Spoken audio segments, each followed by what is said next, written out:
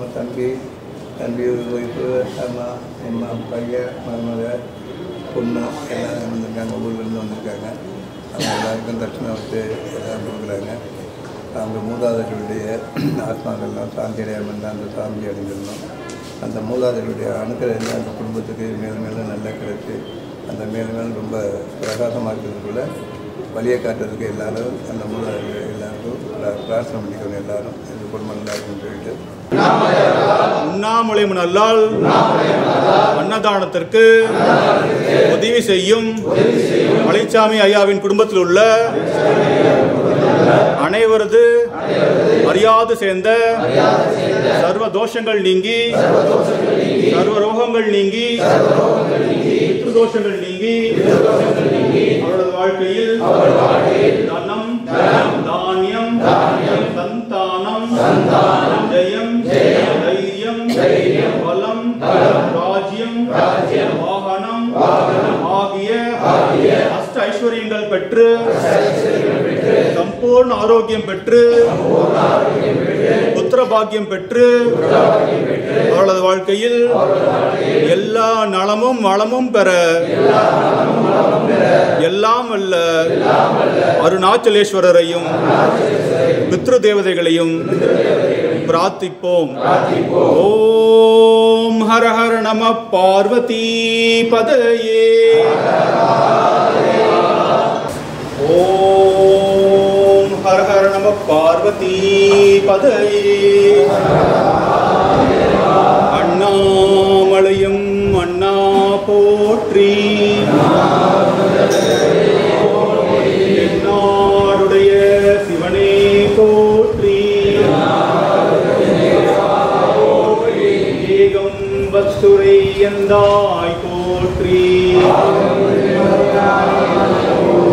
காவாய் கனக திரளே போற்றி.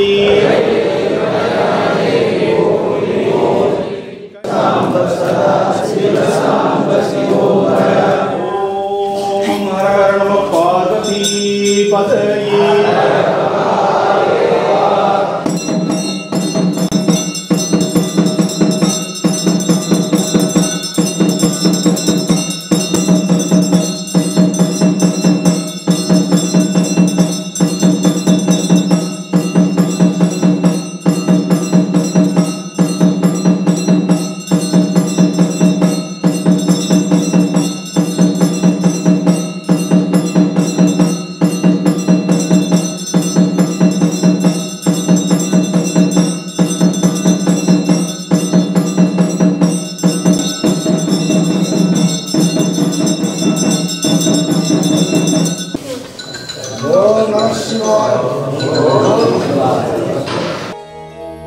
ओम पितृगणाय विद्महे जगतधारिणी धीमहि तन्नो पितृ प्रचोदयात्।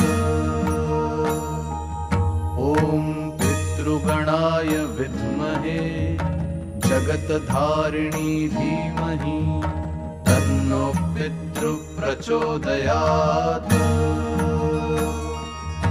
ओम पितृगणाय विद्महे जगतधारिणी धीमहि तन्नो पितृ प्रचोदयात्। ओम पितृगणाय विद्महे जगतधारिणी धीमहि तन्नो पितृ प्रचोदयात्। ओम पितृगणाय विद्महे जगतधारिणी धीमहि तन्नो पितृ प्रचोदयात्।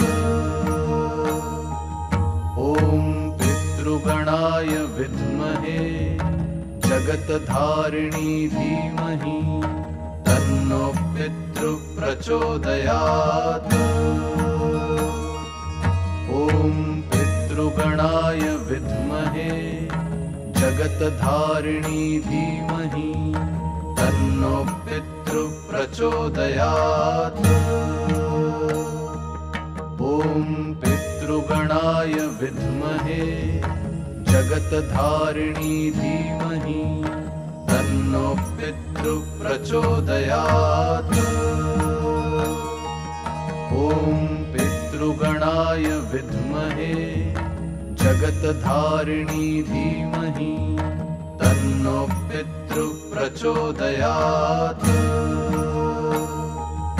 ॐ पितृगणाय विद्महे जगत्धारिणी धीमहि तन्नो पितृप्रचोदयात् ॐ पितृगणाय विद्महे जगत्धारिणी धीमहि तन्नो पितृप्रचोदयात् ॐ पितृगणाय विद्महे जगत्धारिणी धीमहि तन्नो पितृप्रचोदयात्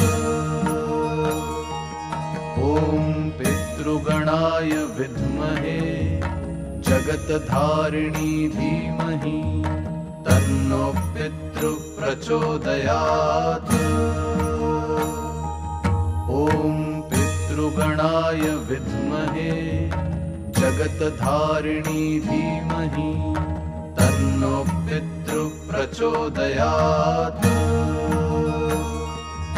ॐ पितृगणाय विद्महे जगत्धारिणी धीमहि तन्नो पितृप्रचोदयात् ॐ पितृगणाय विद्महे जगत्धारिणी धीमहि तन्नो पितृप्रचोदयात् ॐ पितृगणाय विद्महे जगत्धारिणी धीमहि तन्नो पितृप्रचोदयात् ॐ पितृगणाय विद्महे जगत्धारिणी धीमहि तन्नो पितृप्रचोदयात् ॐ पितृगणाय विद्महे जगत्धारिणी धीमहि तन्नो पितृप्रचोदयात्।